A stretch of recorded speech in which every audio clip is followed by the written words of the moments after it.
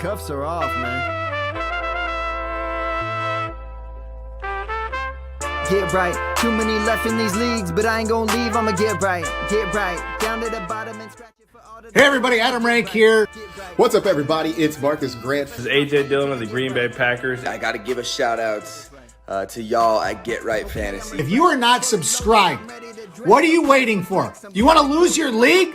Our league. Check out the Get Right Fantasy Network. You got to get right with the Get Right Fantasy Network. Best of luck with your podcast. Appreciate the support. And you're tuned in to watch my boys at Get Right Fantasy Network. Get you right. Enjoy the show. But I tune every Friday. Strategies provided, I will lock in every way. So go and roll your sleeves up. Yeah, go roll your sleeves up. And I'm getting down cause I roll my sleeves up. And I'm getting right cause I roll my sleeves. What up? What up? What up, world? I'm Mike, aka Classic Mike, and this is the Get Right Fantasy Network. It's Friday, July 12th, and that means it's Friday night mocks. Tonight we got one of the best. I had this whole thing written up, and then Kendall dropped. We were gonna have Kendall. I had this whole thing. I had the two best friends that anybody ever had, and unfortunately, I had to drop that. But I have Phil here with me tonight, so I'm really excited to have you on. What's going on, Phil? What up, Classic? Been a minute, dude. I haven't seen you. Man. We were just chatting before the show. I was like, this guy's all fresh, got his hair chopped up, looking clean. I mean, man, I'd throw the hat and the hoodie on today. Yeah, man. I got to get ready for my my Scott Fishbowl draft tomorrow in NYC. Excited about that to see every. What's up, Kevin? Oh, saying Mike, get out in the sun. Yeah. I mean, you're in tech. I mean, I think you're still in Texas, but if you are, man, I know it's brutal out there. I can't be out in the sun for more than 10 seconds. I'll die. We got Rafi in the chat going, got my pocket dogs. Let's get this thing going. Woo! Yeah, so no, we're going to get that started. Tonight, we're going to be doing a Superflex mock. We're going to be doing, it's going to be 3 wide receiver, 1 flex, full PPR redraft. Every week we're going to be changing up. Last week we did a 1 QB. We're doing a super flex this week. Maybe we'll do a super flex next week. Who knows? We're going to be switching everything up to make it so that we can simulate other, everyone's tastes and things like that. Make sure you guys, if you're not already, make sure you guys are joining our sleeper channel. This is where we're going to drop it. We filled this thing in literally 5 seconds. I was very shocked. And You're shocked? I'm not shocked. I was just shocked how quick it filled. It literally was like 5 seconds. So, dude, this is the community, man. People are not only good supporters of the show, but they want to draft, they want to mock, they want to talk shit to their stuff to their friends. Like they're come on now. When I do my shows, I try to keep it, PC for the kids, but we can still talk football. Yeah, I let one fly there. Oh, come on. But Dem Boys is going to be keeping track of the times that you curse now. That's probably true. You can get a little tally sheet there in the corner. Get that whiteboard out. Oh, he does. Oh, no, he has the notebook. He'll take the notebook out and he'll be sure to tell you how many times you say the word fuck. But anyway, what's going up the roll, man? We got everybody in the chat. Everything's blown up, but you know what? Let's get this thing started. I'm going to add the board in here. Guys in the chat are all ready to go. All right, let me just get these boys all ready and we will get this thing started. Man, there's been like no news. You already know what it is, man. You already know what it is. Ooh, no news? Yeah. No, there's a little bit of news. A little bit. What's been going on? I haven't seen it. Come on, you didn't hear the news? What news? The news is that Justin Fields is not going to return kicks. Oh, God. They've been going back and forth about that. Now he's back to playing quarterback, and he's going to have a competition with Russell Wilson, and it's chaos. Am I on the clock? I'm on the clock. Yeah. Here, so. And don't stress about those at home if you see the clock at like 30 seconds and no one's picked or whatever. Sleeper hasn't changed the time clock on the web version. So I'm on the clock at the 102 here, and I know this is a mock draft, but this is 6 point. Mike and I were just talking about it. We're going to do in 6 point. I'm looking at total touchdowns. If this was 4 point, I would be taking Jalen Hurts here for the rushing upside, but because it's 6 point total touchdown, I'm going to go with Mahomes because I'm looking at the absolute number of touchdowns I think that he can get on the season. Obviously, we love the offense. There's no bad pick at the 102, but just something to keep in mind. Please check your scoring settings. If you're in a draft, please check your scoring settings. You will be shocked how many people in the league don't. And then in the third round, they're like, oh, wait, is this 6 point? I didn't know. So yeah, you can give yourself a little advantage there by just knowing the scoring settings. Yeah, for sure. I mean, I was listening to Jeff Mans, and he does his he did it, he does all his 100 points before the start of the season. I think it was like number 7 or 9 or whatever. And he was just like, guys, know your settings. That's all you got to do. Takes 10 seconds. Yep. And I mean, I'm going in tomorrow for my mock, not my mock. I'm going in for my league draft for Scott Fishbowl. Those settings are crazy. I got to know what's going on. I need to know everything about who I'm picking and where. And, I need to know the guys and how it's scored and all that. So you need to be very mindful of those things. It is very important. So make sure you guys are doing that if you're not already. So far, nothing crazy. I don't see anything outside the normal. It's pretty chalky. Yeah, pretty chalky right now. I don't know. The question I have for you, Mike, is, and this is right where we're at from ADP. For those that can't see the board, you can see obviously the names. I'm sorry, I'll read you some of the names. Christian McCaffrey, CeeDee Lamb, all the receivers basically, right? CMC. So like at what point would you in a super flex start to take the position players versus having to get that quarterback? Where is your tier break? Probably right around here.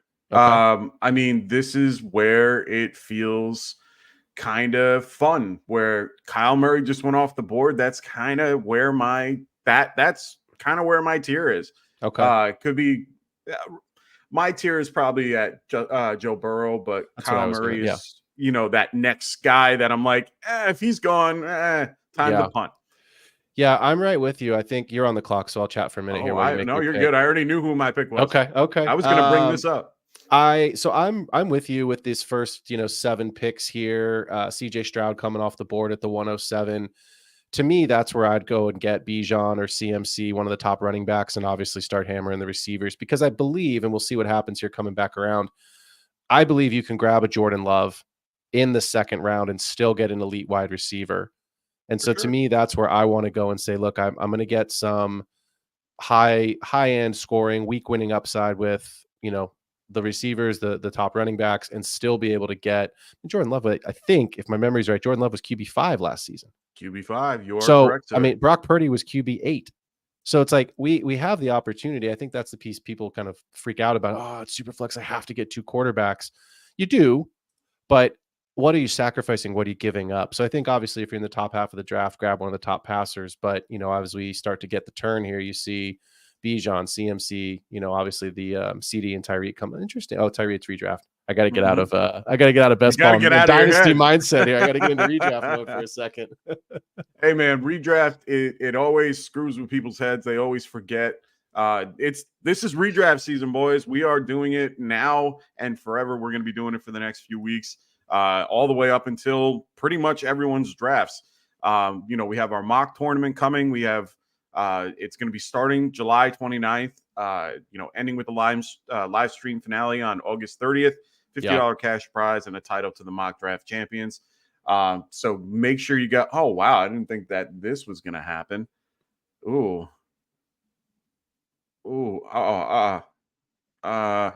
got 30 seconds. You got time. No, that's not what I'm thinking about. Who am I gonna?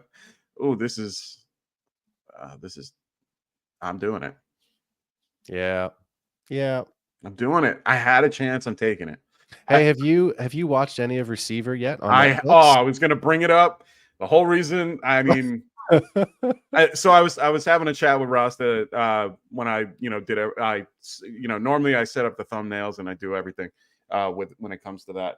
And I sent him a text and I'm like, bro, I've been telling people lately you've been making the thumbnails, because every week I've been having some type of 49er on there, and it's not on purpose. It's just something happened where a 49er is involved, and I'm like, hey, let's throw it on there.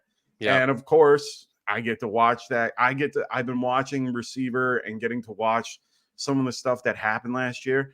I'm on Ross St. Brown playing with a torn oblique the whole season, pretty much. Next level. He had some type of, what was it? Foot and mouth? Hand, foot, and mouth disease. Hand, foot, and mouth. Like the kids get. Yeah.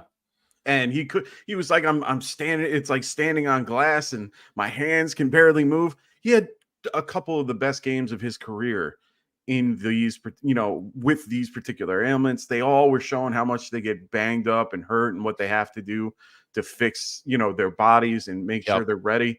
Man, it's incredible to see what these guys have to go through.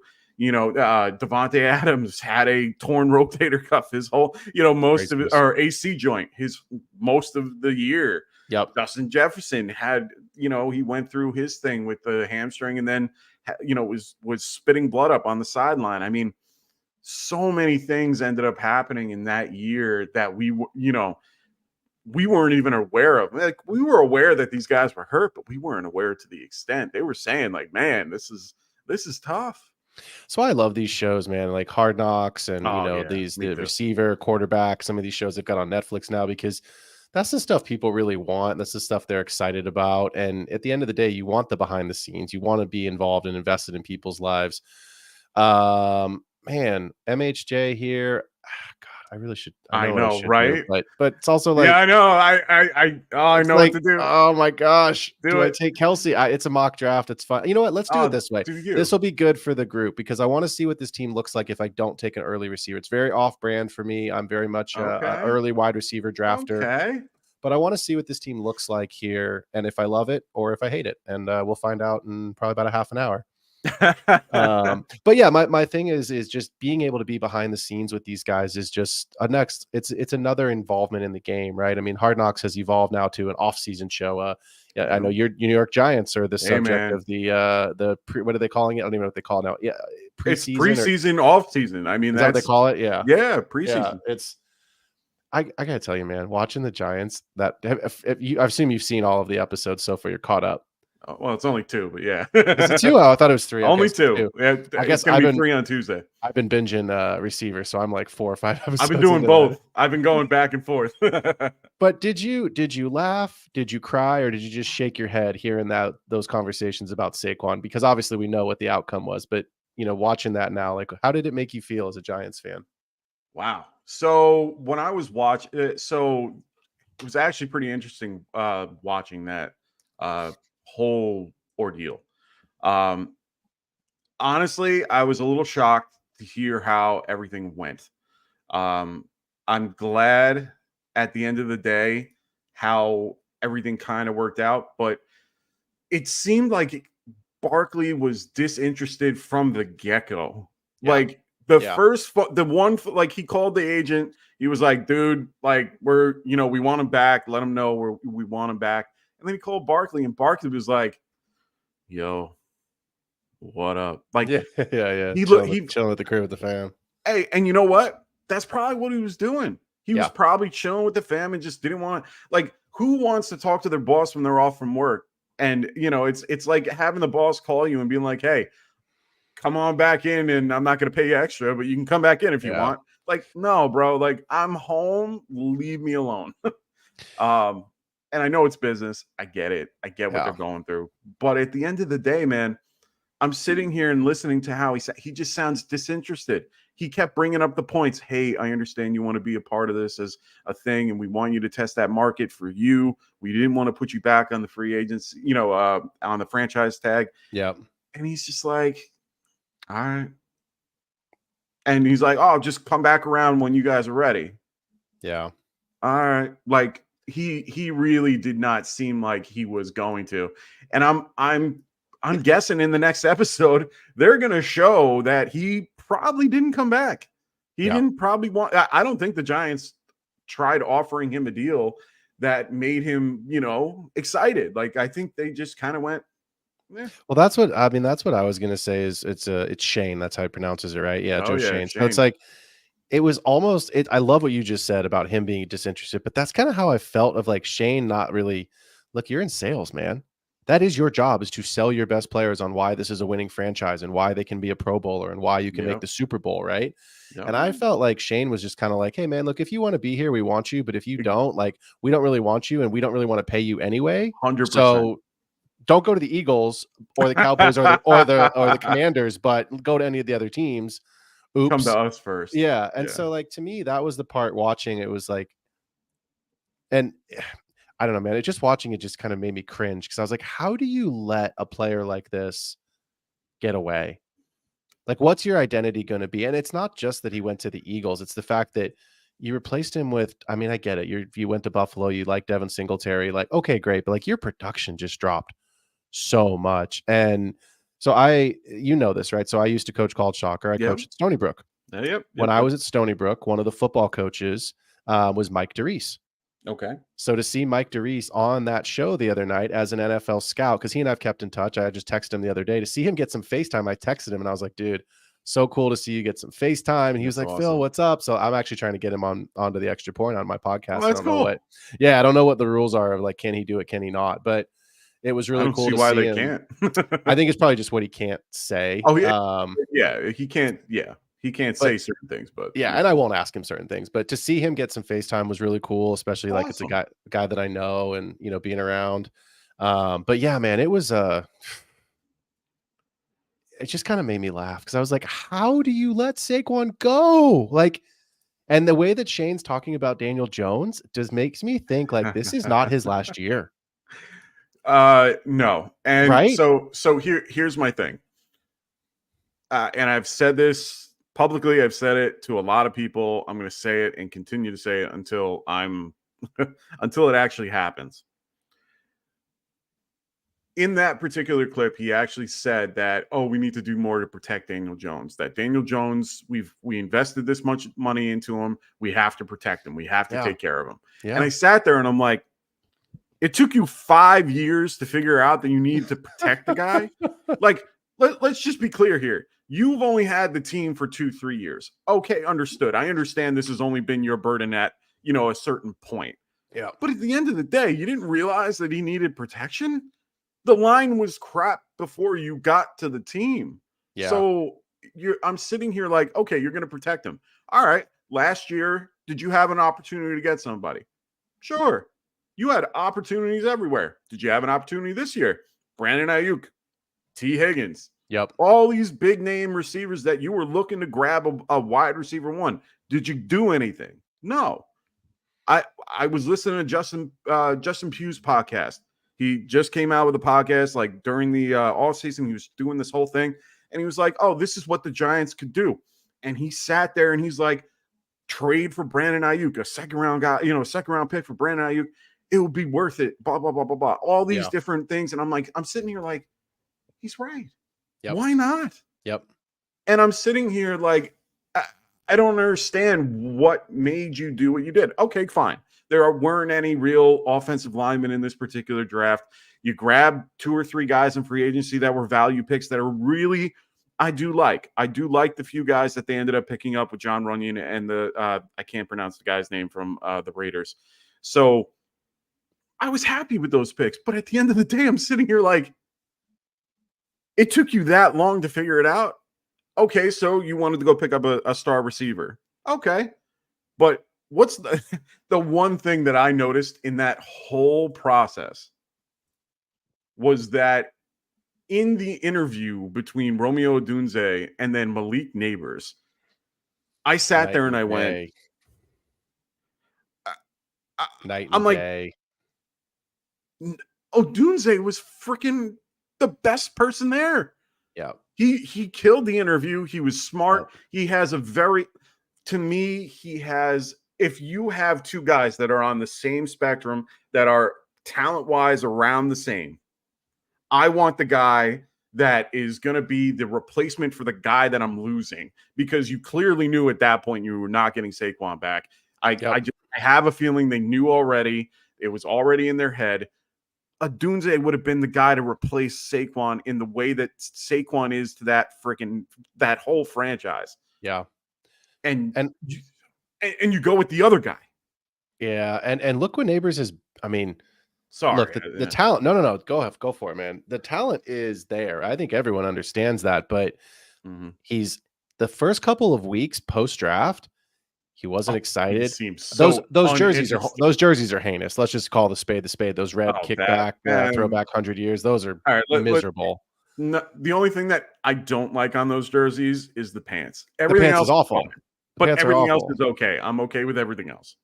But like he didn't like it at all. So like his attitude's just been like, I literally watched 3 or 4 of the different clips of him, and I was like, does this kid want to be there? Like, is this kid going to ask for a trade like next season after they go? I mean, no offense, but like after the Giants go 5 and whatever 12, like no, I get it.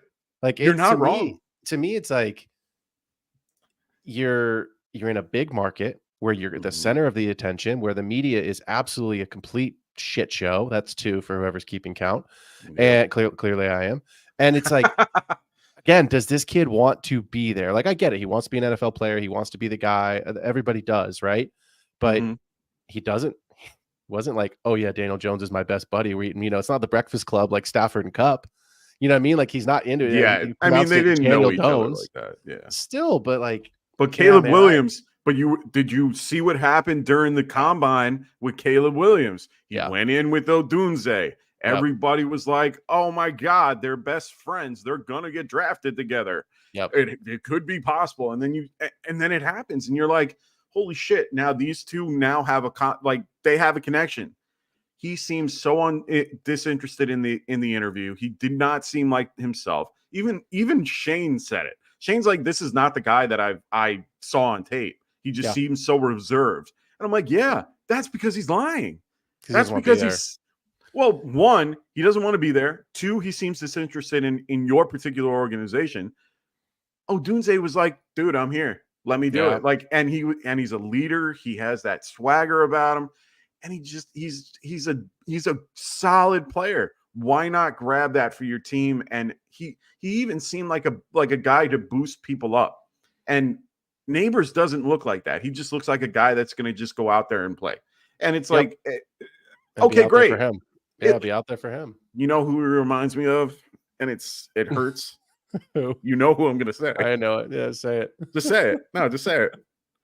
It's OBJ of Odell. It's OBJ light. I mean, that's exactly who it is. It's OBJ light. And I don't even know if it's that light. It might be OBJ 2.0. No, right? Like it's 2.0. It's the diva sensible. I mean, we don't know what he is yet in the league. We know what he is in college. He's a hell of a player. We all project that he's going to be a great pro, right? And he's going to be a great wide receiver. But we don't know yet. We all thought Quentin Johnston would become. Oh, Rafi, that was going to take Higgins there. That's fine. That's how it goes. That's how it goes. Well, that's what makes me think. And like made it. This is what first drew my eye to think OBJ, but it's his attitude. It's where he was drafted, where he came from, so on and so forth. It's just, they've come up with some great receivers from LSU. I'm not going to lie. I mean, I thought Terrace Marshall would be a thing, and unfortunately that fell apart. Yeah. But, LSU turns them out, man. They do. They do. And it's one of those things where I'm a little bit like, I'm torn on the whole issue. I know Neighbors is a guy that can actually play. Could he help improve Daniel Jones in the long run? Maybe.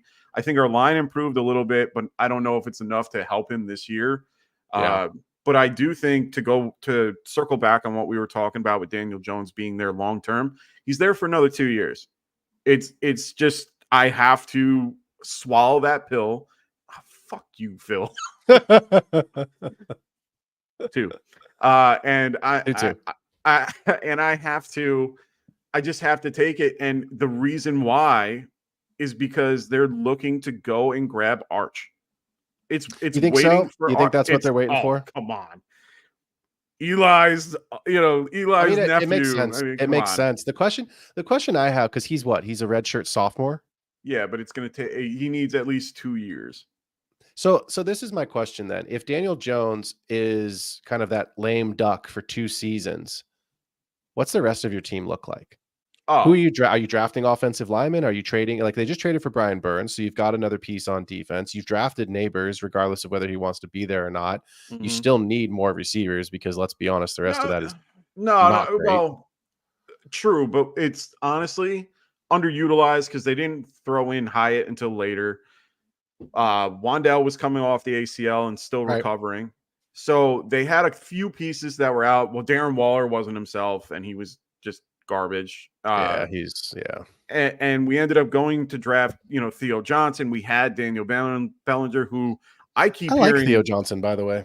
I do too. I'm definitely warming to what he can do on the field. I think he could start. I mean, we've all seen Bellinger, right? Like everyone's seen Bellinger. He's not anything special. No, he's definitely starting. Let's be clear. He is definitely starting. But Daniel Bellinger is just a good blocker. He's a better blocker than he is a receiver. Yeah. I think in this case, starting lineup for me, and I don't like it because I don't like Darius Slayton. I don't think he should be anywhere near the starting position of wide receiver.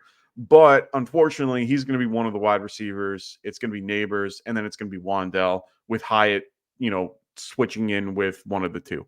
Yeah. I would prefer it to be Neighbors, Hyatt, and Wandell. I think that they are a better combination to really solidify our offense to make it what it should be. And then, I think it's going to be Devin Singletary. And that's another thing that I really liked about Hard Knocks. It showed what I've been seeing for the last 2-3 years about Devin Singletary. Yeah. I like Devin Singletary a lot. He's very underrated. He's a grinder. He has tons of heart, and everybody is against him because of the concept that he is a little undersized. Bro, he was the leader on his team when Zach Moss was there, and he took over that role near the end of the season when they were together. Yep. So, and then he did the same thing in Houston for the 1 year he was there, took over the role the last, 8-9 weeks that he was there. And Dameon Pierce had a good rookie season. So that to me was surprising to see him come in and just kind of own that backfield. And Pierce has obviously been cast aside, and they signed Joe Mixon. Yeah, you're right. I mean, I've just pulled up Singletary's stats. He has finished as an RB2 twice in 21 and 22. He was RB20 and RB23. He's a solid player. He's cheap. Well, that too. He's cheap.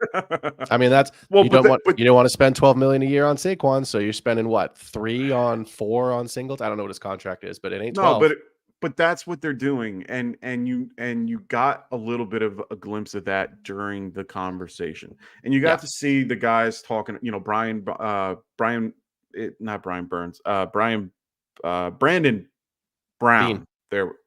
Brandon Bean. Bean, I think, isn't it? Maybe. Yeah, anyway. I think because every time I hear it, I think of Billy Bean, but that's the baseball guy. Yeah, I think of that too. So you're right, yeah. Brandon Bean. No, I do the exact same thing. I'm like, wait, isn't that the baseball guy? It is. Isn't that Brad Pitt? I always see Brad Pitt when I think Brandon Bean Brian Bean. Anyway, so they were speaking, and the one thing that they or it was the head scout there. He goes, let's think about what we can do to replace Saquon. Like, if we had to replace Saquon, what would we do? And he's like, Zach Moss. And I went, I said that. And then he goes, Singletary. I said that. Cheap options that you've used before and that were effective. Yeah. Because what did you do in Buffalo? At first, Josh Allen was not who Josh Allen was. Josh Allen took a little bit of time to develop. It took some time to kind of get his legs underneath him. Was he a solid athlete and so on and so on? Of course. But you needed the run to help him, and you had some cheaper options behind you. So part of that game was doing that. So why not bring those two back in and have them work together? Okay, we got one of the two. 1 out of 2 ain't bad. But at the end of the day, they were doing exactly what I was thinking. Like, the 3 or 4 guys that I was looking at were the exact 3-4 guys that they were looking at. I'm like, great. At least you were thinking in that direction. And then they were looking at defense and how to fix it and, what to do. And the one guy they were focusing on was Christian Wilkins. I love Christian Wilkins. Yeah, he's a nice player, man.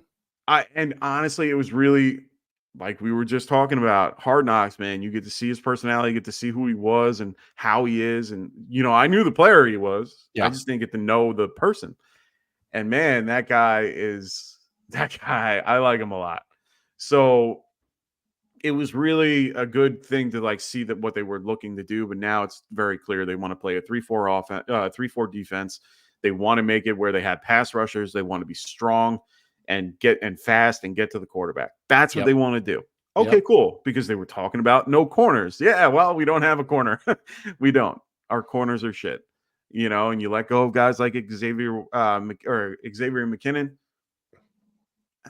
McKinney. I don't know how much I agree with it, but at the end of the day, we ended up picking up one of the best safety, if you will, in this particular draft. So I'm excited to see what happens with this season. I understand I have low expectations as a Giants fan in general. But I want to see what happens. I think that it's definitely something that could work out.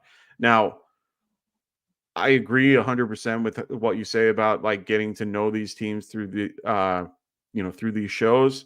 Receiver, we saw a lot. We got to see, guys like the 49ers and what they do and like their current like way they do things and the Lions, how they are just, Dan Campbell just fucking pounding the table. I fucking love Dan Campbell. Yeah. If you don't get inspired by him, I don't think you should be playing any sort of a sport, right? Like he makes you want to run through the wall. So every time. Yeah. Turn around.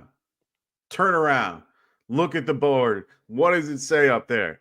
19, 20, 19, whatever. Isn't it cool how they two of those three things on their wall, they got both of them checked off. Two of the three checked off in the same season. Like that was fucking awesome. That's a special season, man. The Lions are. I was talking to Kendall about that last night. Actually, we were talking about how, in my opinion, the Vikings are running back away. We'll see how JJ McCarthy develops. We'll see how he develops. But if he can at least be a competent passer next season, and they can get a proper running back in, that makes them really good. And then I think obviously everyone's expecting Caleb Williams to take the step and Rome to take the step. If the Bears develop, I think that's the best division in football because the Packers and the Lions are the top two teams, in my opinion. I think the Packers win the division this year, personally. Interesting. I think they, I think they win the division, but it wouldn't shock me to see the Lions repeat. But if the Vikings can get the Lions are on New America's team, he's absolutely right. But yeah, if the Vikings can get a running back, man, because Aaron Jones is 100 and he gets hurt all the time. And Ty Chandler's competent. I'm not talking shit on Ty Chandler. That's 3. But I think at the end of it, that's going to be their downfall. Obviously, JJ McCarthy is going to be their secondary downfall because we just don't know what he is yet. But the NFC North, man, honestly could be the best division. I like it. I mean, I think the NFC North is a very strong NFC conference team, that could really give some other teams like, the 49ers and the Eagles who have been, the last few years, that main team. I mean, I don't see anybody in my division except maybe. Well, I was going to say Dallas, but it's a fight for the bottom. It's that 7-9 year that everyone had for, what was it, like 2-3 years when the NFC East, everybody was like 7-9 or whatever it was. Awful. It was awful. It was awful. And what is it like that NFC East hasn't had a repeat champion in like 15 years? I made that up. But like more. Some crazy, like nobody wins a division 2 years in a row. 2011. Oh, the same division. No, yeah, exactly. Yeah, like the Eagles haven't won it.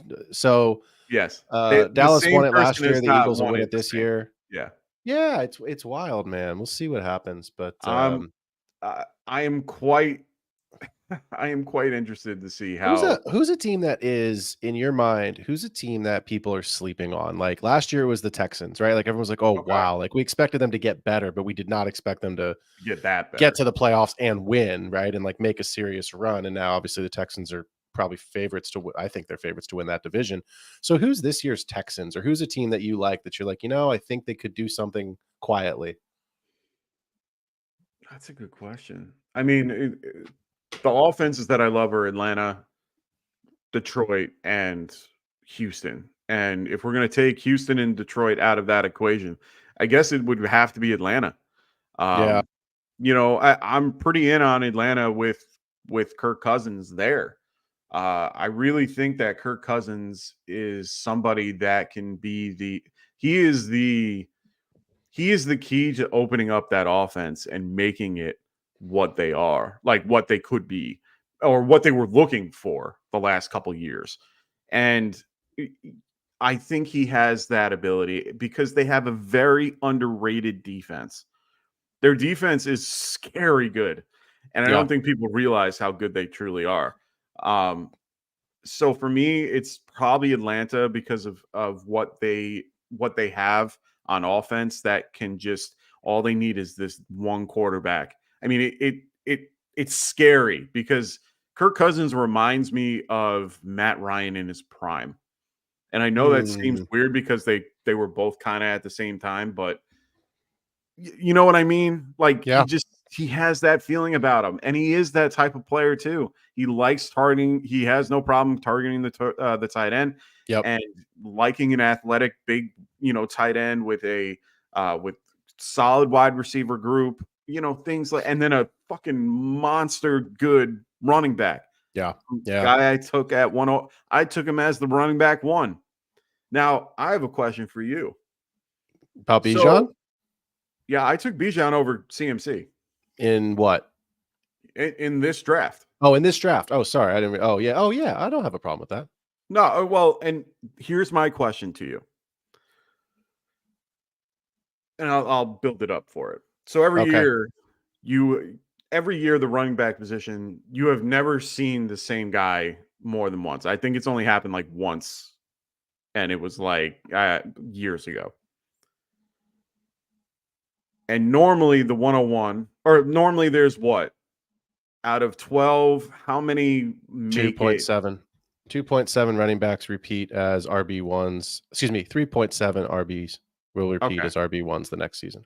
Okay, so then it and Trenzer kind of helped me out here with Marshall Faulk. Okay, cool. And that's exactly what I was thinking. So my thought process, so my question is, well, and then the other question is how many people in the first round actually hold up in ADP? So that's my first question. I don't know the answer off the top of my head. I have to look that one up. It's roughly just above half. So like, is that what it is? Yeah. So with that being said, do you still think that Christian McCaffrey is the overall, no questions asked, 101 and will finish this season as that person? So 2 parts to that question. No, I don't think he's going to absolutely repeat as the RB1 again this year. There's just too many paths to failure. You know what I mean? Like there's injury, there's just too many things that could potentially, Brock Purdy could go down. You know what I mean? Like there's just so many things that could impact that. What I will say is I don't have an issue with in redraft with anyone that takes Bijan over Christian McCaffrey, and I don't have any issues with someone who does it the opposite way. To me, it's a question of how you want to build. Of course. And if you're building with CMC, it's guaranteed. Let me rephrase. Everything I say presumes health. So It's guaranteed that his touches are going to be there. He is a wide receiver running back. We expect Bijan to be that, but we didn't see it the way we expected to see it last year because of Arthur Smith. Good riddance. Goodbye. I have Bijan everywhere. I think I was like person number 3, hashtagging free Bijan all over my social media. So my point is that I think at the end of the day, Rasta, right? Exactly. So like CMC is going to be there, right? I feel safer if I'm investing at the, well, if it's single quarterback, we're talking about the 101. If it's super flex, where did he go tonight? I mean, well, he went at the 110. Yeah. So maybe like we were talking earlier about where's your tier break. So maybe like starting at the 107, right? Okay. So to me, I believe Bijan can get there. I believe in the talent. I believe in the offense. Kirk Cousins, regardless of the age and the Achilles, is still a massive upgrade over Desmond Ridder and friends. But I also think if it's a question about who I'm taking at the 101, and I have to take a running back, first of all, if I'm at the 101, I'm taking a receiver anyway. But if I have to take a running back, I take CMC. I would personally take him. Okay, and that's from somebody who, by the way, has, and I don't play a ton of redraft. I've got like 2 redraft leagues and 1 keeper league because you guys know I'm a big dynasty guy. That's someone who is completely invested in Bijan and like 60% of my dynasty leagues, and I think I might have one share of Christian McCaffrey, maybe. You just Okay. can't get him. I just can't get him. You can't trade for him. It's So so insanely expensive to trade for him. So Rasta goes, and even as a rookie, he was RB11. He's never not been a top 12 running back. Classic. You would think that that's your type of player, high floor, with a legit situation and talent to be the RB1 overall. Now, I'm not against it. I'm just throwing it out there because there are, and as Phil brought up, there are a ton of variables involved with him actually being well, I wouldn't see being catastrophically, but he could be somebody that does not fulfill his ADP. Now, of course, if he's going 101, that in one QB, that's who he is, and there's not much you can really do. You hope and pray that he gets there. Yeah. For me, I forgot the formula off the top of my head. I remember someone came up with a formula for finding that the running back won every season. And one of the criteria was being younger than 27 or 26, I think it was. Bijan fits the description of you have to have X amount of A, B, and C, and he will get that this year. He's going to have he's going to have over 300 touches. It's should. He should. And no Arthur Smith. Yeah, please. New offensive coordinator. New head coach that likes to play defense. Yep. I think that's the key, actually. And I wrote, and I know you and I are talking about this, but I wrote an article actually that'll be coming out on, well, maybe next week, maybe in 2 weeks, but on Dynasty Pros, and I'm on the clock here. So, but I just wrote an article about 5 handcuffs to have and who you should be owning. And I actually wrote, I was talking about Arthur Smith because I wrote about Tyler Algier. Now, Tyler Algier doesn't really need a ton of explanation. And the reason I wrote about Tyler Algier, obviously, Bijan would vacate a massive majority of that workload were he to miss time. Mm-hmm. But you saw Tyler Algier run for 1,000 yards behind a pretty good offensive line his rookie season. So you've seen that kind of production with Arthur Smith leaving.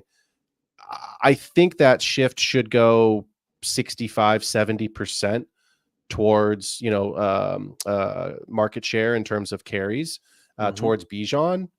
But it's hard for me to see any flaws in his game. It's hard for me to poke holes and say, like, oh, I don't really know if he's the guy. And at the end of the day, we just need to see more than half a season, because there was that middle of the season there, that middle of the season where it was like, dude, what is Arthur like? Did Bijan like take his wife on his wife on a date? Like, what the fuck happened? Like, what is going on? Did he shit in his coffee? Like, I don't understand. Probably. Like, are they fighting? Like, this is ridiculous. So I don't really want to pick any of these players. These guys all suck. No, I'm just kidding. So I was gonna say you always pick Adon Mitchell. I love AD Mitchell. Oh, man, me and AD Mitchell are about to have a match Your made in own heaven. little party.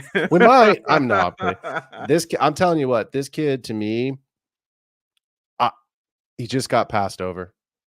There must have been something in the interview process. There must have been something in his profile. They saw a lot of character flaws. They saw a couple of little, things. And you know what? Tell me an NFL player, most of them, who doesn't have their own character flaws and has some things. You know what I mean? Like, Aaron Rodgers is nuts. Aaron Rodgers is off doing whatever. You know what I mean? Like, Aaron Rodgers is crazy. So yeah, my point is that everyone got so steamed up on Xavier Worthy for breaking that record. And I get it. Don't even get me started about that. But AD Mitchell is bigger. He's 20 pounds heavier. He's taller, and he ran like 0.01 second, 0.02 seconds slower. So to me, if you're just going to sit here, I hate Mitchell more than the other. Well, it's okay, Vike. I'll take him from you. No problem, man. You can come and play for me. So to me, look, we talked about it a little bit last night on my show. Yep. Michael Pittman's good. We like Michael Pittman, but he doesn't get you excited. I think Victorious, who was talking about he hates Mitchell, I think his comment last night was Michael Pittman's just kind of like Christian Kirk, steady Eddie. He's a good player. He's going to get you. He's not going to get you double-digit touchdowns. And so I think for me, when I look at the Colts, everybody is excited about Richardson. Richardson can throw bombs. It's not just the rushing upside. The guy has a cannon. We didn't see a ton of it last year. So I think for me, if AD Mitchell, he's right. There's got some character. Yeah, take some plays off, couldn't get production. I watched his game film at Texas. The dude's standing there and missing a block. George Pickens straight up did not block last year. He said, "Oh, I didn't want to get hurt because the team was losing or whatever." People roasted him on Twitter. Oh my right? God! Did you Or wait? X, whatever. Did you see that too? Did you Whatever it's see? called. Did you see on the receivers what they did with Amon-Ra St. Brown? I've only watched the first 4 episodes, so maybe not. I maybe haven't gotten it's that in the far next one. into the show. It's in yet. the next one. So what they do is they were it was the game they were facing the Baltimore Ravens, and the Ravens fucking stomped them. Yeah. And it was like the last 3-4 plays of the game, and the one guy out there that's blocking every fucking play is Amon-Ra St. Brown. And it didn't matter who. He just went out there and he actually told the coach to run it the last 3 plays just so I could block. That's what he said. And he just went out there and just started fucking hitting guys. Awesome. That's like George, man. George is like, first of all, George Kittle is a national treasure. Oh, that man needs to be protected at all costs. He needs to live in bubble wrap when he's not playing football. Like, not because I'm a Niners fan. He's hysterical. He's just like, give him his own comedy show because he is fucking awesome, dude. Everyone loves George. I love George Kittle. I love George Kittle prior to this. I love George Kittle prior to the receiver show.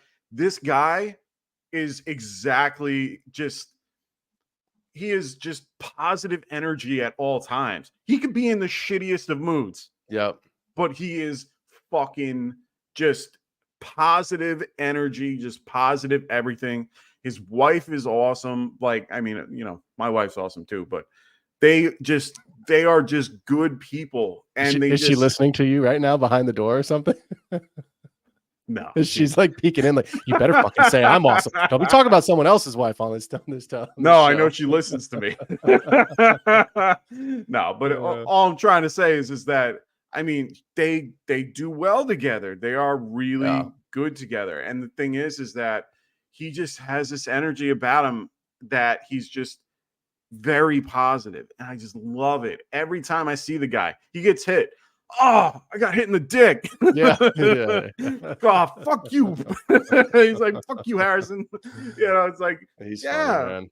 He's just a funny dude, does everything. He's just always I just love the guy. You're right.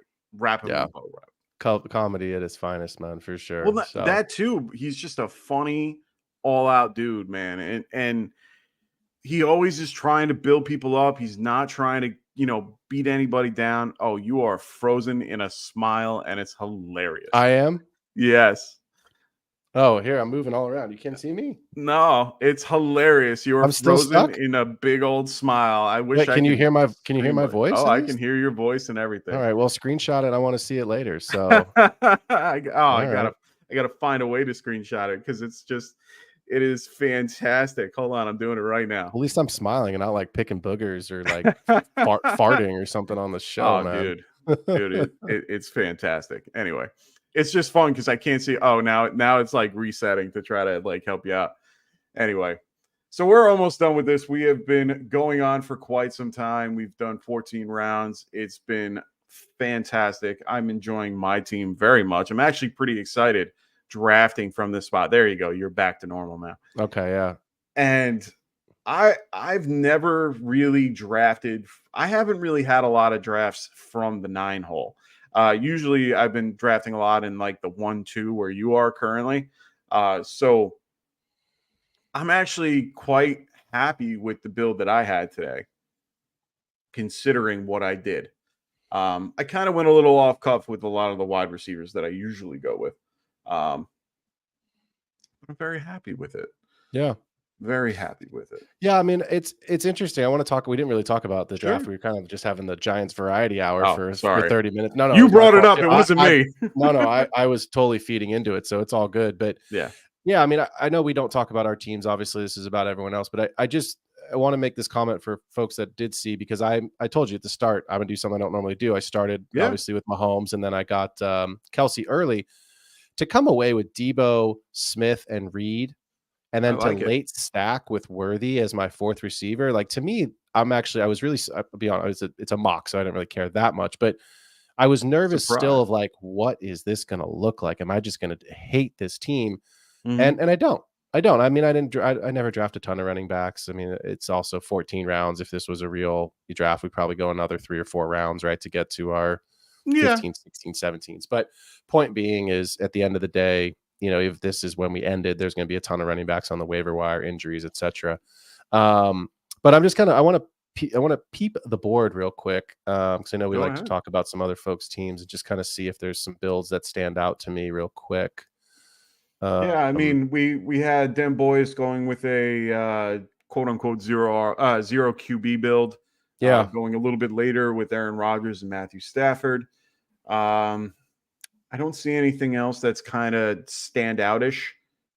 Just because it's I couldn't take the plunge on the zero on the zero QB. I never can. Hard. Yeah, It's very hard. I don't care if I take somebody in the Purdy Goff, Tua Tagovailoa tier. Yep. But once it hits that, I'm like, I'm out. Yeah. I was hoping Cousins kind of came back and was pleasantly surprised to have James Cook get back to me at 5'9". So we do have a question in the chat with Trenzer, and he's, you all in on Watson this season? I'm assuming Deshaun Watson and not Christian Watson. Yeah, I'm assuming he's talking about Mr. Watson because he's on my team. So I think he has the ability to do what he can in Cleveland. I think he can do well, especially where I'm getting him. I mean, I'm pretty much getting him for nothing. Yeah. So I'm okay with what I got in this case. So for me, getting him as a QB2, yeah, love it. I do not want him as my QB1 in any way, shape, or form. No, I don't think anyone does. No, but I do think he has a path to do well. He is able to run the ball. He is able to, scramble and do what he needs to do. He does have a solid receiving core overall. I do like his particular team. His line is pretty solid as well.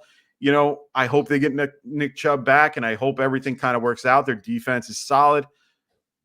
I think that he has a path to do well. And if he can get his head into a good mindset to be the guy he was in Houston. Now, what's it going to take for him to get there? I don't know. Maybe they need they need to turn a blind eye to a couple things. But yeah, so I'm out on Watson. You guys know that. That's part of my brand is who I am. I just morally, I won't have him on my team. But my thing is quite simply because I don't think Nick Chubb is ready for the start of the season. No. I think even more falls on Watson's shoulders, and Flacco was just flat out better than he was. And I think at the end of the day, you're going to take a look at Cleveland's roster and say, you've got Jerry Jeudy, you've got a good defense, right? You've got Njoku coming back, you've got Amari Cooper. Yeah, it's kind of a hodgepodge at the running back position with Jerome Ford, and I think Donta Foreman, if my memory's right? And that who else is there with Foreman? Yeah. Yep. So I think it'll kind of be like rotation, hot hand at the running back position, but I just think it puts a lot of the onus on Watson. And look, he had a full off season last year. For the year before, like he looked like a guy that didn't play football for 18 months, and he hadn't, and he had legal troubles and the stress and all that, and it's more than obviously we know, but yeah, I just. In that division, I still have the Browns third or fourth. The Ravens, to me, are going to win that division. If they don't, then the Bengals are going to win it, assuming we can keep Joe Burrow healthy, and that's a bigger question. But they're going to be competitive, though. They'll be competitive, right? But I just don't know that – I don't know that Watson really wants to play – you talk about neighbors. Like, to me, Watson looks like a guy who said – I got all the money in the world that I shouldn't have gotten. That's fully guaranteed. And that's the key. Oh, there you go. Yeah. And then it's like, I'm done. I'm good. What else do I need to do? And I think if you talk about the contract, it's in my opinion, it's the worst contract in the history of the NFL, second only to the Russell Wilson contract. And here's why. No, it's fair. The Broncos got out of that. They didn't get out of that contract, but they got out of Wilson. So they're going to eat, what is it? 97 million. Whatever it is, some crazy number. It's gonna be more than what the Falcons did with Matt Ryan. And that's what I mean. So it's like you can't get out of Deshaun Watson's contract. So they like it, love it, hate it. for the next 2 to 3 years, they're stuck with him. So for the Browns fans and for the people that have investment in Watson, he better fucking be good. Yeah. Otherwise, it's like you can't do anything. I mean, what are you getting? Flacco's gone now. I don't even know who the backup is. Backup's Jameis Winston, I think. I think you are correct. It is Jameis Winston because Flacco is in Indy. Flacco's in Chicago. Excuse me, in Indy. No, he's Indy. Yep. In Indy. Yeah, in Indy. So yeah, I don't know, man. I'm just putting aside my bias of the morality piece. Yeah, From the football perspective, I'm still not in.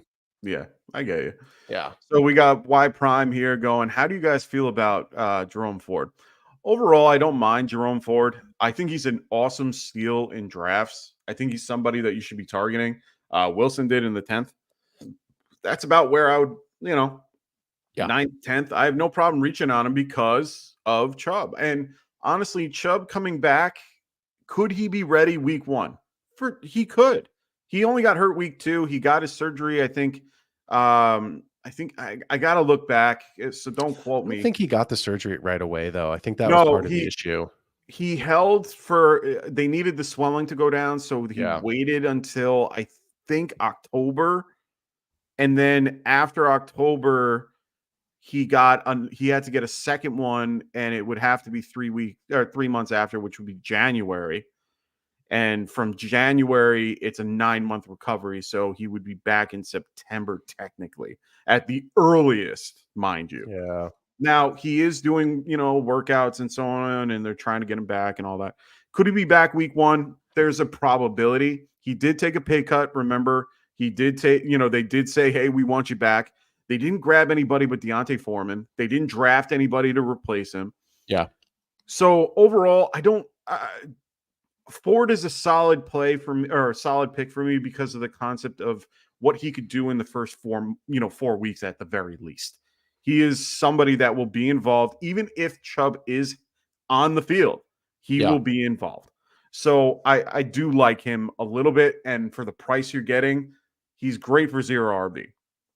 I was going to say, I mean, I love that 0 RB take because that's brilliant. I think the other piece is in redraft. If you can get him for the first month, trade him. For sure. Trade him. Cut him for whoever the hot receiver is that's coming up off the waiver wire. You know what I mean? Like I would obviously try to trade him and capitalize, especially if it's, someone who's believing that it can continuously go into weeks 5 through, 12 before the playoffs. Obviously, I don't expect it to be that long. I think Nick Chubb will come back, but to me, I think he's the 1 and Foreman's the 2 until Chubb is healthy. Yep. And look, Jerome Ford was good last year. He was good. I don't think there's anything to take away. So like, he's not a top RB. You're not drafting him to be a top RB. Who got him in the 10th here? Wilson getting him in the 10th round. Like, that's great. It's basically free. And he was, like you said, solid. I mean, he pretty much, he didn't put up great numbers. He was around 10 from what I'm looking at here. If you're in full PPR, I like him a lot better than I do in standard. But overall, he didn't score anything less than 10 in full PPR.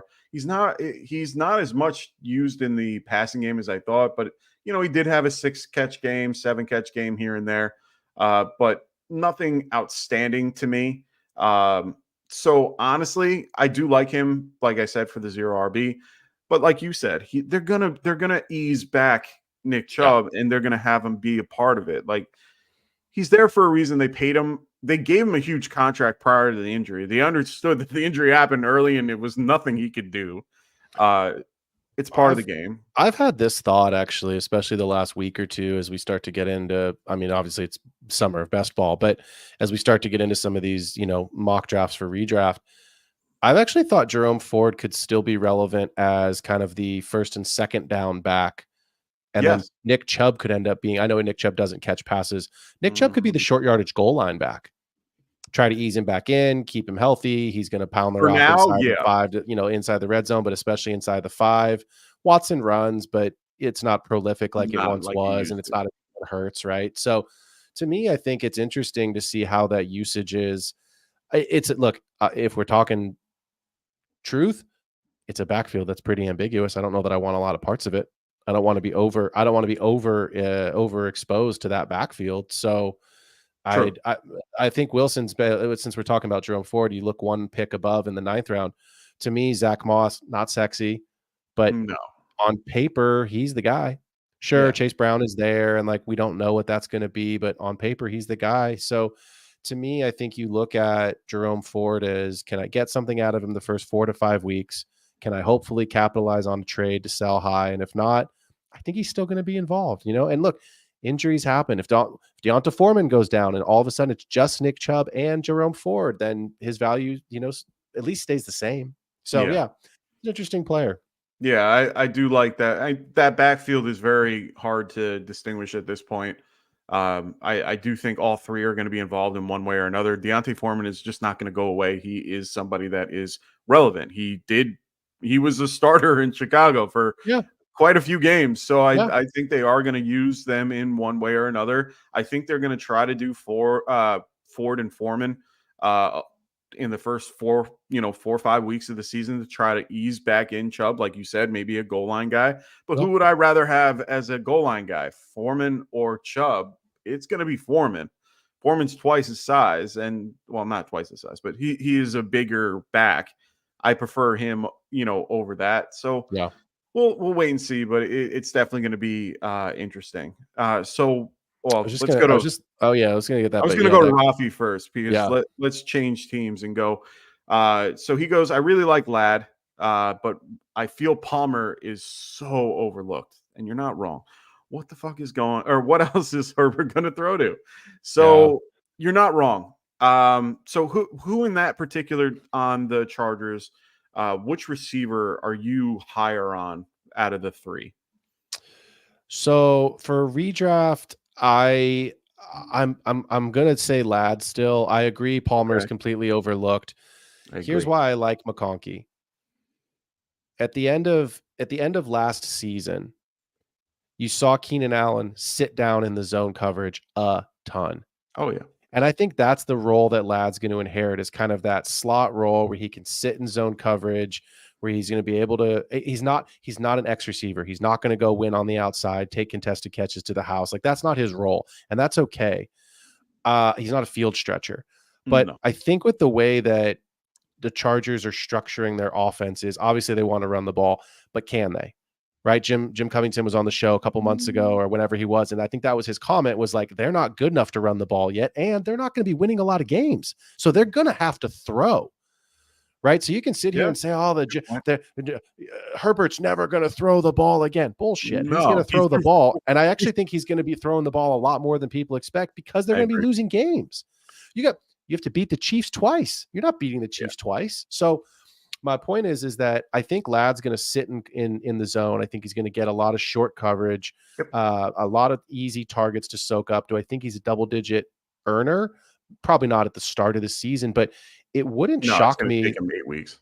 That's what I'm saying. It wouldn't shock me over the back half of the season to see him get between 7 to 9, maybe even 10 targets a game if they're losing games and they need to catch up. Mm-hmm. And look, that shit adds up. Yeah. You know what I mean? If he can get 3 for 35 in the fourth quarter, that changes your entire outlook for a week with McConkey.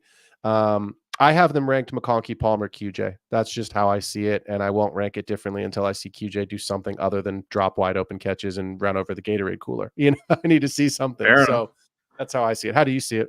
For me, it's a little bit different. I know this is a change of the guard, so things kind of change up a little bit. I know that, Jim Harbaugh didn't bring in a guy like Joshua Palmer, or didn't draft a guy like Quinton Johnston. So it's one of those things where it's hard for me when I see what's on the field. Like, I haven't gotten to see McConkey a ton. I know how talented he is. I saw him in combine. I thought he was very shifty, very good. He's definitely going to fit in that slot role. You're not wrong. He's going to get the slot because it's more of his size, if anything. I mean, he is 6 foot 185. So for me, he's going to be a little bit more of the slot guy, while you have two monsters like Joshua Palmer and Quinton Johnston on the outside. So to me, in this particular offense, if you looked at what Greg Roman has done in the past, Greg Roman's offense didn't really feature the X a lot. It did feature a little bit more of the slot and the tight end. So in this case, that would be Hayden Hurst, which I don't believe is going to be anything special. But no, I think that helps Ladd, actually. it definitely helps Lad. Yeah. And that's kind of where I was going. So I think Lad can be a very big part of this offense overall. I'm not quite ready to rank him higher. I would definitely put Palmer a little bit higher. I think he's just a more polished receiver. He's able to go, he's able to stretch the field, he's able to play possession, he's able to do a lot of the things that Quinston Johnson isn't really that. Quinston Johnson is more the field stretcher. If anything, he's the Y, and he's going to be the one going deep. For me, I think Palmer's the guy that plays the X, and he's going to be a little bit more involved. My question is on the defensive side is who are you? Oh my God. Who are you circling when you're playing the Chargers? Right. I think you're circling Palmer. I think he's going to get the number one cornerback matchup. Yeah. Each So week, you're gonna. right? I mean, that's. And then I think you're going to get McConkey matched up against linebackers who obviously can tackle and have closing speed, but like his shiftiness, his quickness to sit in zone coverage, Yep. to get open underneath and sit there. We're not expecting 20, 30-yard gains. I'm expecting I expect McConkey to be a chain mover, a possession guy. But that's how Keenan Allen has made an absolute freaking living, as being a possession receiver.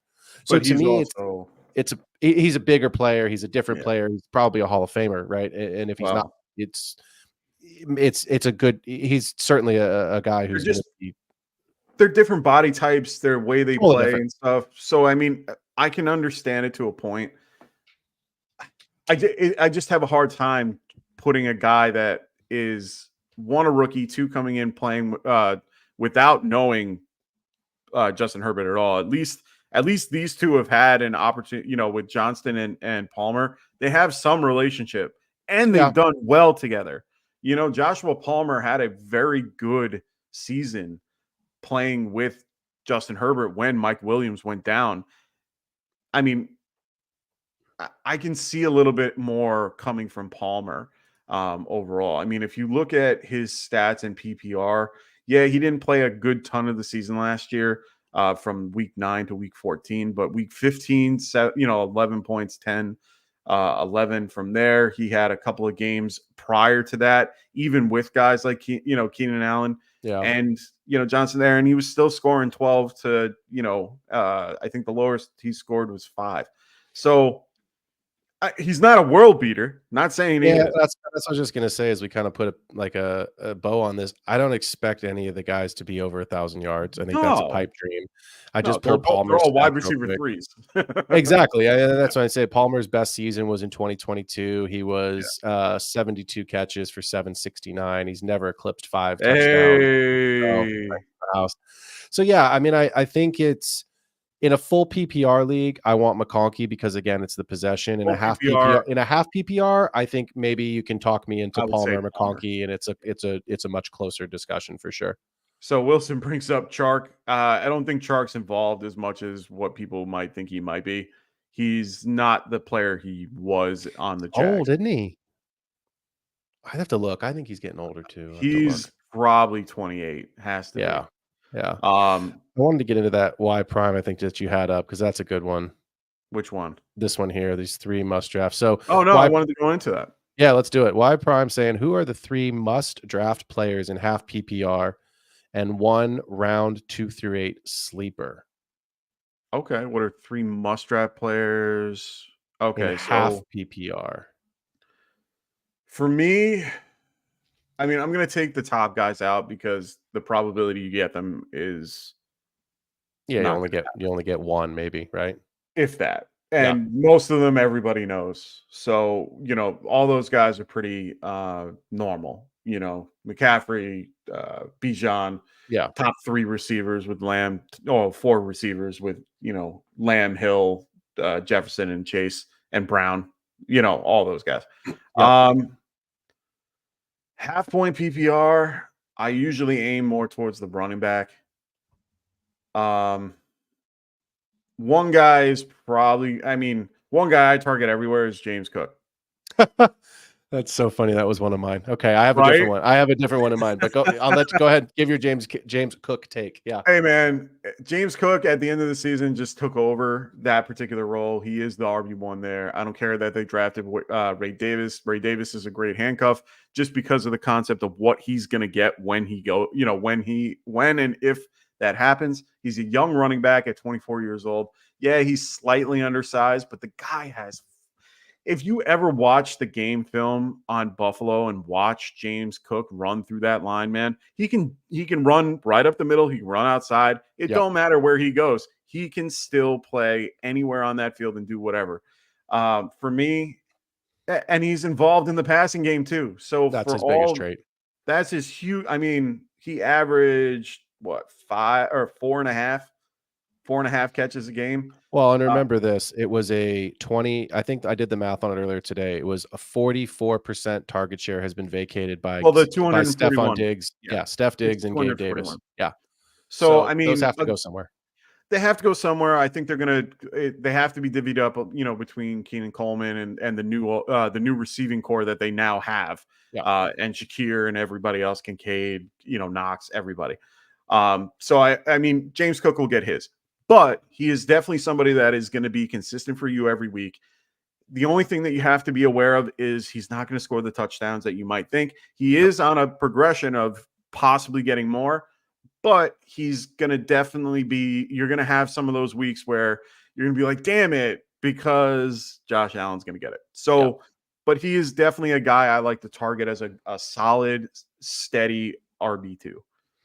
I mean, he was an RB1 last season, and he's only scored 4 rushing touchdowns his entire career. So if he can get 6 touchdowns, 8 touchdowns, I think is probably his ceiling because of Allen. But if he gets there, you're talking about a guy that could finish in the top 7. Oh, for sure. I mean, it's a very realistic, assuming he can get 1,000 yards again, which I do think he will. There's 2 guys for me that I want to talk about really quickly that I'm trying to leave each draft with. Number 1 is Dalton Kincaid. Similar to your take, I think that we don't know what Keon Coleman is yet. We expect him to be the alpha receiver.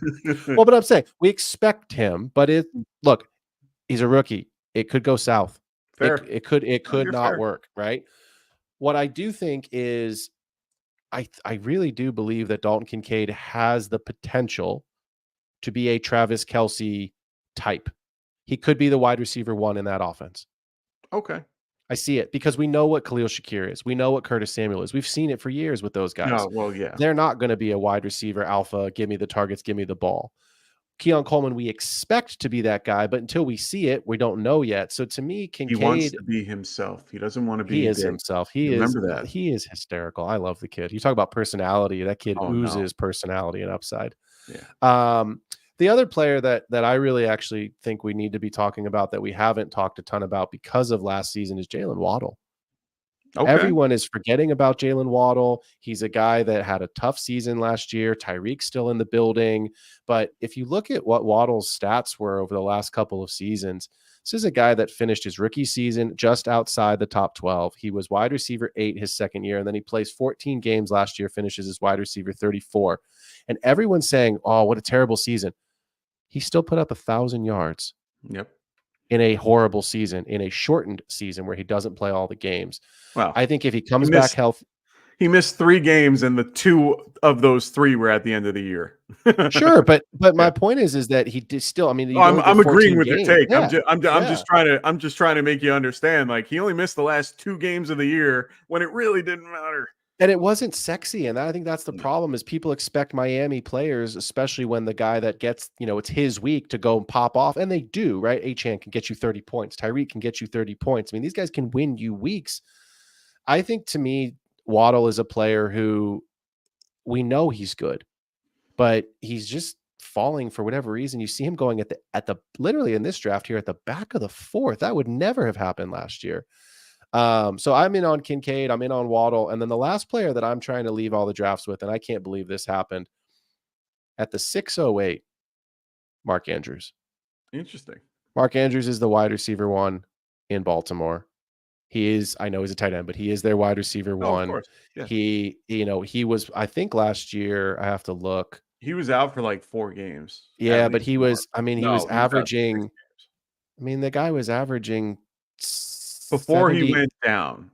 Yeah.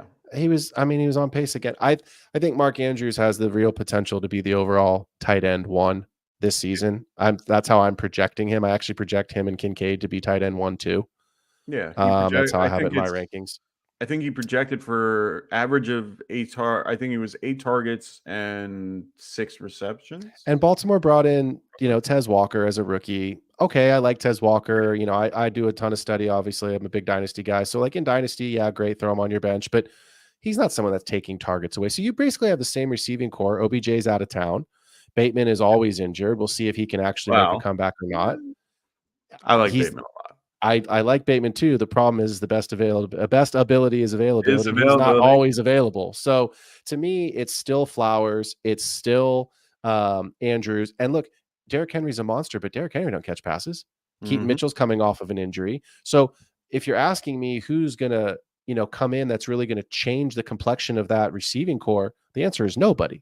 It's Mark Andrews. So I think Mark Andrews is a guy that if you can target him, obviously,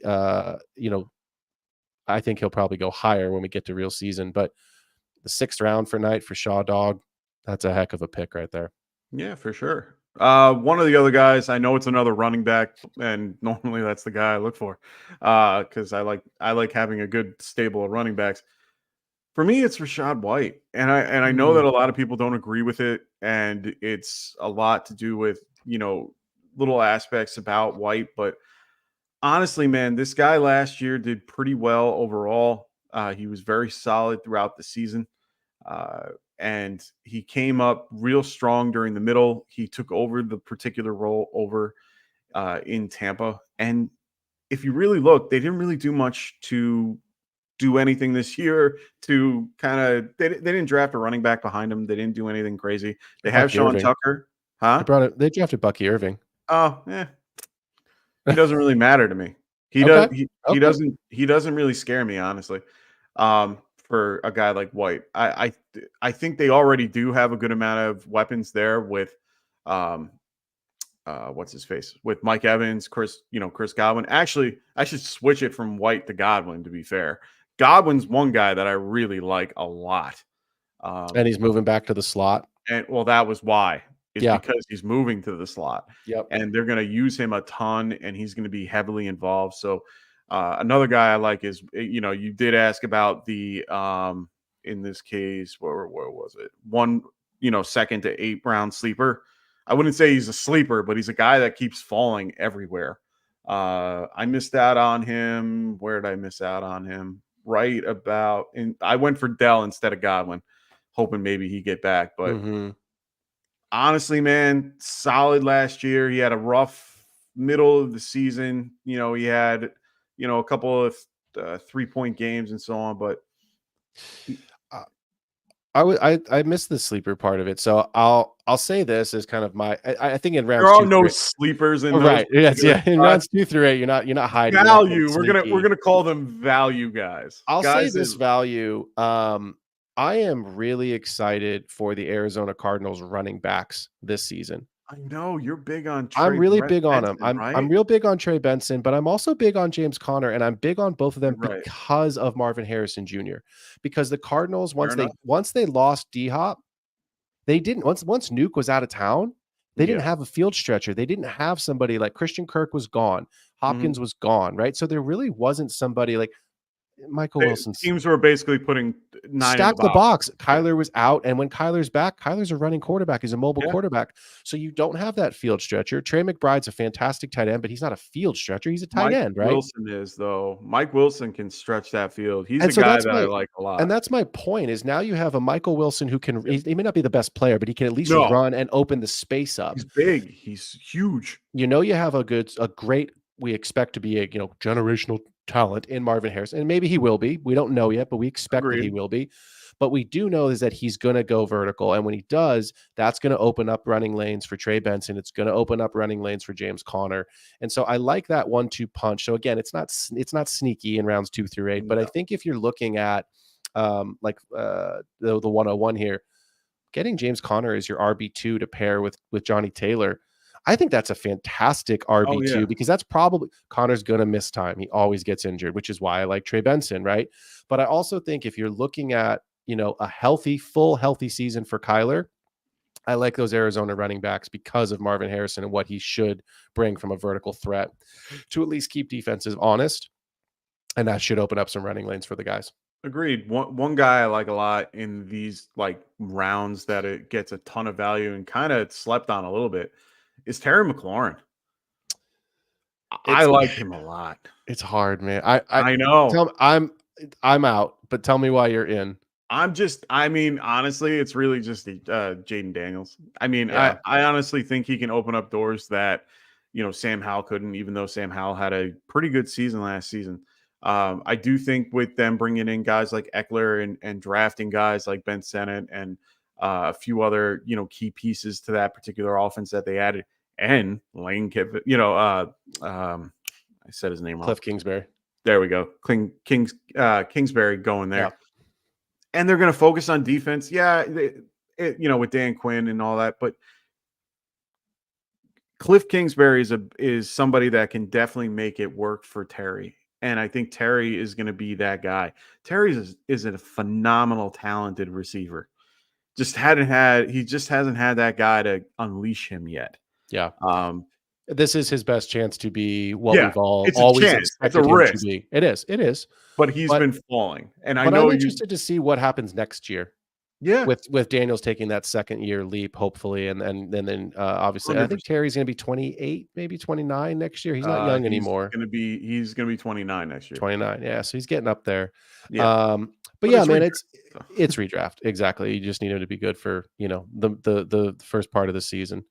Bowers going in the 10th year of value in redraft. I think so. I mean, I think that's pretty.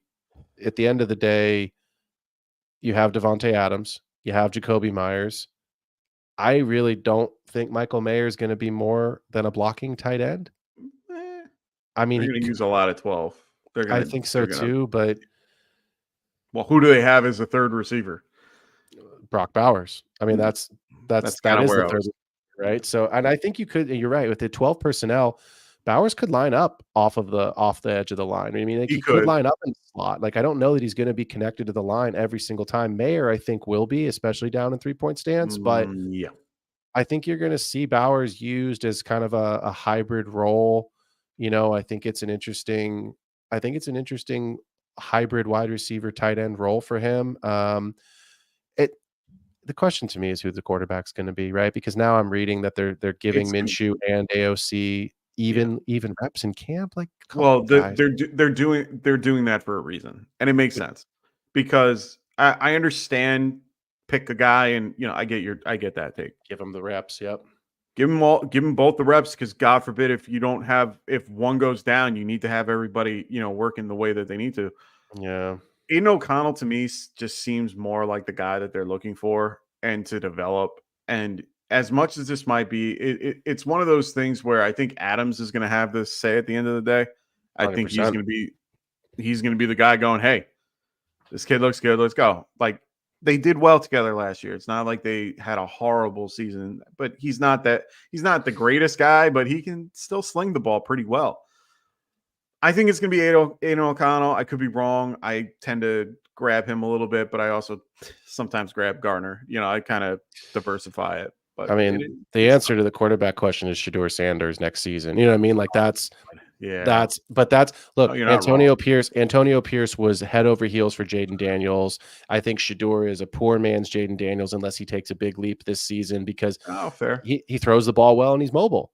No, I think Daniels is the better prospect and the better player. And I think the Raiders he picked as one of his places that he wants to go or whatever. I mean, the Raiders are probably going to be picking pretty high up in the draft. Yeah, they're probably not going to be winning a ton of games. So we'll see. No, their secondary stuff. But at this point, Bowers in the 10th is a value. Yeah. I mean, I'm not high on Bowers. I've never really been high on first round tight ends. It's just not their draft capital, everything involved, history just has shown that they are not who they are supposed to be. Correct. Kincaid was that guy last year. Like, so was Laporta. Laporta was second round. He was second round draft pick. That's true. Round. That's so true. That's the difference. See, and I know it was only by a pick, but right, yeah. I know it was by one pick, but you're at the 33rd pick. Are you really a second rounder? Yeah, I mean, you are. He's a second round pick. Yeah, but if you look historically, first round I mean, it's just never been a thing. Even Kyle Pitts in his, the unicorn that everyone uses the term for. Yeah. I'm sorry.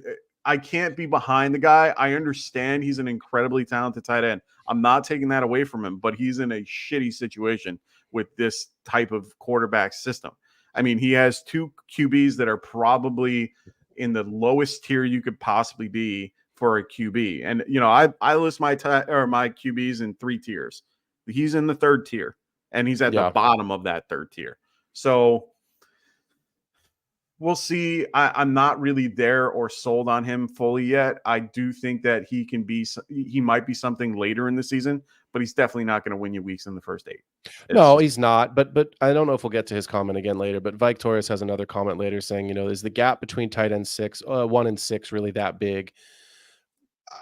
I don't know the answer. I don't think it's really that large. I think what you're talking about is the other side of it. It's from 6 to whatever. Correct. And that's where it's like, to me, grab the guy that's going to be the most involved at that point, because it's a mishmash. I don't think there's a ton of difference between what Dalton Schultz and Pat Freiermuth and Cole Kmet and Brock Bowers are going to give you at the end of the season. It's probably not going to be that big of a disparity in total points. No. But Dalton Schultz is the fourth passing option on his team. Yeah. Maybe 5th because Mixon catches passes, right? Like I would maybe bump. I would have 4th. Schultz above Mixon. Okay, so but at best he's the 4th passing option, right? Cole Kmet's probably the 4th passing option in his team. So right now, so it's like Bowers is the 2nd. I mean, Bowers is probably passing option the 3. Yeah, but there's a world that exists where it's his week because they're scheming out Devontae, and it's Jacoby Myers and Brock Bowers. So, yeah, to me, it's just look at some of the upside, right? Like Jake Ferguson's a really interesting tight end because he's probably the 2nd passing option in the offense. It's CD, and then what? Brandon Cooks. I don't even know if Brandon Cooks is going to be on the team. Like, I mean, he had no more Gallup. Thank God. Yeah, Gallup's gone. Jalen Tolbert doesn't scare you. Like, come on. Gallup is the one part of this equation that I don't think people are realizing. He's in Vegas, so that's the one little thing that is kind of changing things. Gallup himself isn't a horrible receiver. Honestly, he could have been a 1A or a 1B somewhere else. And honestly, I don't think he takes over Jacoby. He's definitely going to be more of a slot guy, even though he's more of an X or a Y guy. But honestly, he could be involved a little bit more than what people think he is. He's definitely taken over Hunter Renfrow, who did nothing. So just saying, you got to keep that in mind as well. Yeah. So let's get to a couple of these last questions. I got to wrap this thing up a little bit. I got my draft in the morning, so I got to get some sleep. I got a 2.5-hour commute, so sleep on the train, man. Have a beer in the train beer. I'm gonna get a beer when I get there. They open at 12. So anyway, so we got a dynasty question here. So he goes Dynasty Superflex 12 team. He traded Tank Dell and a 2026 late first, most likely. Okay. For Jaden Daniels, wondering if it was a good move. What do you think? So I'm blind here because I don't know what the rest of the roster we don't know which actually kind of makes it a fun question. I think it's a good trade, and here's why. That 2026 late first, assuming it is a late first, yep. You just don't know what it is. It could be it could be the next Puka Nacua. Great, it could be. It could be the next. Sorry to say it could be the next Quentin Johnston, who I have already written off. You know what I mean? Or name any of the other 1,000 wide receivers who have not developed into what Harry would be. Yeah, I mean Terrace Marshall. I mean, come on, like we could be here all night. Right? Don't say him. So he's coming back. I know it. Yeah. Don't hold your breath. But I think it's a good trade for this reason, because it's super flex. Yeah. And I think Jaden Daniels' rushing upside is going to help him be relevant this season. If he can take the step forward next year as a passer and have some quality rushing upside, I see a path where we're talking about Jaden Daniels as a QB1 in Dynasty. I haven't seen it yet, but I saw an article today on, I have to start calling it X, where there was some comparisons for Jaden Daniels to CJ Stroud. Could we see that type of a rookie season from him? Yeah. I hope so, because if we do, Jaden Daniels runs and CJ Stroud doesn't. Stroud doesn't run the way that Daniels is going to run. Not like Daniels. Yeah. You know what I mean? So there's not going to design runs for Stroud. So I like the trade. I think if it was a single quarterback, it's probably I'd rather have Tank in the first, but in Superflex, I think it's a good trade. Okay. No, fair enough. And I'm in that same boat as well. It definitely varies. If it, right now it's Superflex, definitely like it overall. So yeah, good for you, man. Good for you. So we had a question from Y Prime again, and he goes, "What do you guys think of Deontay Johnson with the Panthers? Besides an old Adam Thielen there, there's no real solid wide receiver." I mean, you must be new, and it's great. I hope you subscribe to the show. I absolutely love Deontay Johnson this season. Absolutely love it. He's going to be what Adam Thielen was last year in the beginning, and hopefully continues throughout the whole season. But he's going to be what I want. What I was thinking was going to be what they were looking for. He is definitely somebody that can open up things for Bryce Young to be a little bit better. I also think that who they drafted as well, Xavier Legette, he's going to be somebody that's going to help as well. They drafted a guy, Jonathan Mingo, a couple years ago or 2 years ago that can help them out as well. Honestly, man, there's a lot of good pieces here that they got. They drafted Jonathan Brooks, who's, let's just be clear, I know you like him a lot. I know he's your second, running back off the board, but he ain't going to be ready until at least Halloween. That's why I drafted Gus. But that was smart, and that's why I like it. So I mean, in this case, Jonathan Brooks is going to be a minute. Chuba Hubbard is going to be solid. I think he'll be a good, 4 or 5 week guy. He's definitely somebody that you can grab late that no one's going to go for. So I like him a lot as well. So they're getting the pieces they need to help Bryce Young, because they didn't do that when Frank Wright was there. They have a new system in place. They have everybody that's brand new. They're trying to help this kid roll and do what he needs to do. Bryce Young is he's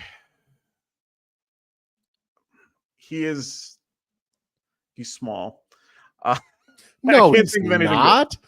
Come 5'10". on, he's a giant, man. What are you talking about? Yeah. Anyway, he is somebody that it's hard for me to get behind, but I think they put pieces in front of him to make him better. Some guys that another guy that I really like on this particular team is Tommy Tremble. I think he's slept on as a tight end. He's definitely a tight end too, but he's definitely somebody that could come out of nowhere and just slap people in the face. At the end of last year, he started doing real well. And I was a little disappointed that they didn't continue to use him. But they did draft a guy, what's his name? I know it's Sanders. I can't say Javian Sanders. Javian Sanders. Yeah. So I mean, they're gonna kind of rotate these guys. They did a lot to help Young. If you look, they did a lot. They grabbed an old lineman too. They have a lot of good pieces here.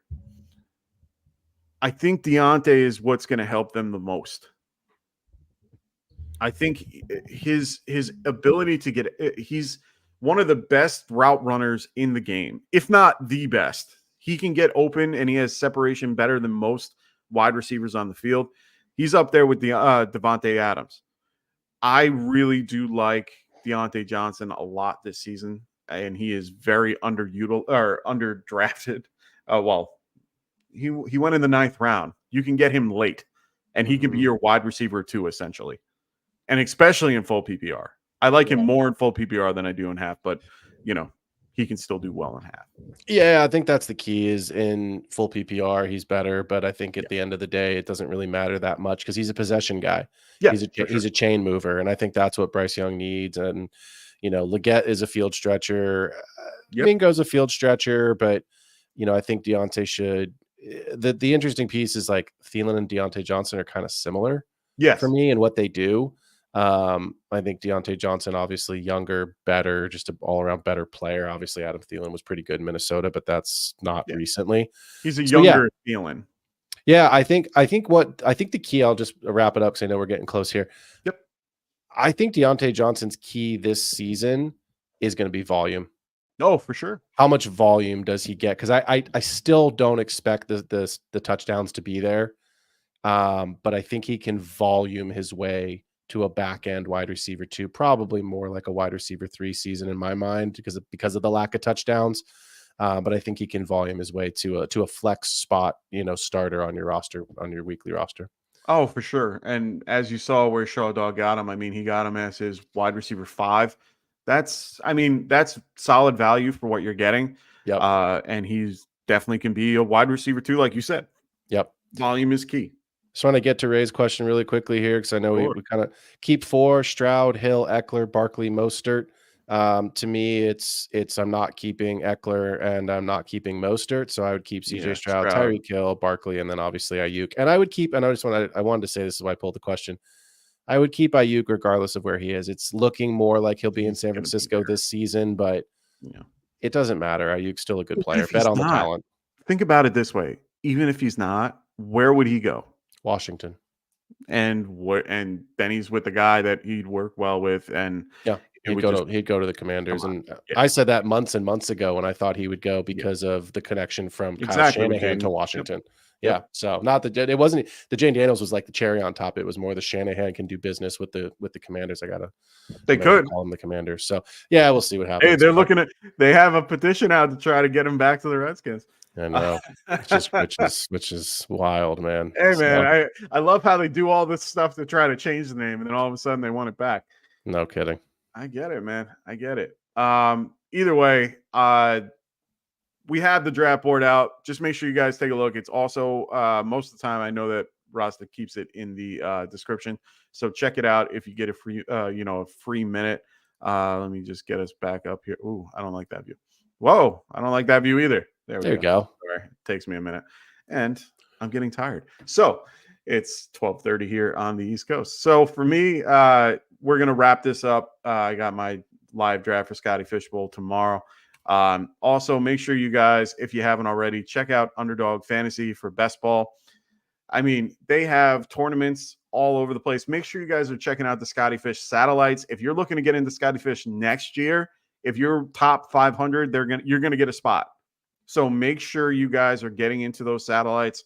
They're trying to fill these things every day. He's also trying to get more divisions in this year if you guys can fill this particular one out now. So get in there, do some mock drafts. Well, not mock drafts, best ball draft. I'm getting best ball drafts. Get some best ball drafts in here. Make sure you guys, when you sign up, use promo code GETRIGHT. And when you do, they will help you out. What are we doing these years? What are they doing? 50% of your deposit. There you go. So they're going to be doing 50% of your deposit. You put in 10, or you put in 5, they'll give you 10. So they'll do that up to a $250 matchup. So make sure you guys are checking it out. Make sure you guys are using the Get Right promo code, and they'll help you out, man. So, that was fun, man. Well, that was awesome. So, Mike, as always, man, good to be with you. Appreciate you having me on the show, brother. I love being here. What you got? No, I wanted you to talk about your show. Yeah. So for those that have been around, I appreciate the love, appreciate the support. For those that are new, come check me out at the Extra Point. You can see the graphic up here at the top. I am live every single Thursday night at 7 p.m. West Coast time, 10 p.m. for you East Coasters. We're focusing a lot on Dynasty, but I'm also starting to get more content out now about redraft, since we're getting into redraft season, and of course, best ball. So you can check me out on the Extra Point every Thursday night, 7 p.m. on YouTube. You can also, for the podcasters out there, you can follow me or listen to me on Patreon.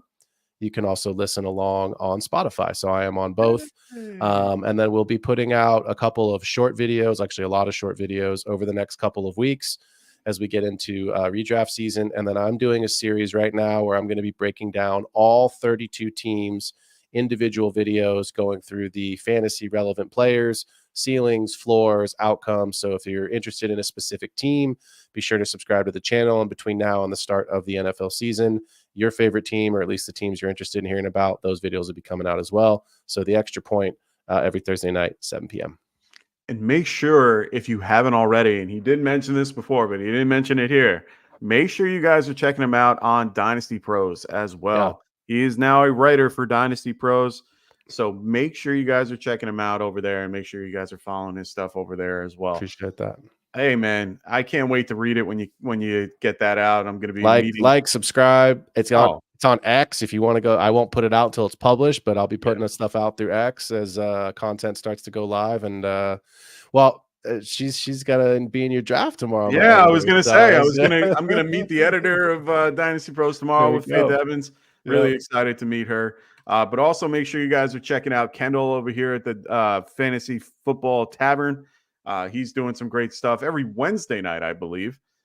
Doing a little bit of buy, sell, and all that fun stuff. He's going to be doing some other content as well. He's trying to get us all together to do a really great show that I'm really excited about. Yeah, that was going to be fun. Yeah, just keep an eye out for that. Keep the notifications on for all of our channels. Make sure you guys are checking us out. Make sure you guys also join our sleeper chat or our sleeper community. We have a lot of great people in there. We also drop the link for these particular mocks. So if you ever want to be a part of these mocks, that's where you go. We also will throw it up in videos as well. So just keep an eye out, put your notifications on, and make sure you guys are staying tuned. Remember, we are doing our mock of champions. July 29th is the first round of them. So keep your ears to the ground and be ready for us to get those out. It's going to be great. I can't wait.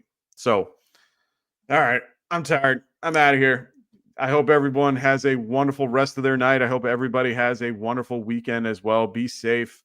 For all the guys here, I got my buddy Phil here. We got Kendall. We got Rasta. We have Frank and Dustin as well. So make sure you guys stay tuned, and we will see you guys at another point. See you, boys. Later. Wanted to write fantasy is the play. Marking often, but I tune in every Friday. Strategies provided, I will lock in every way. So go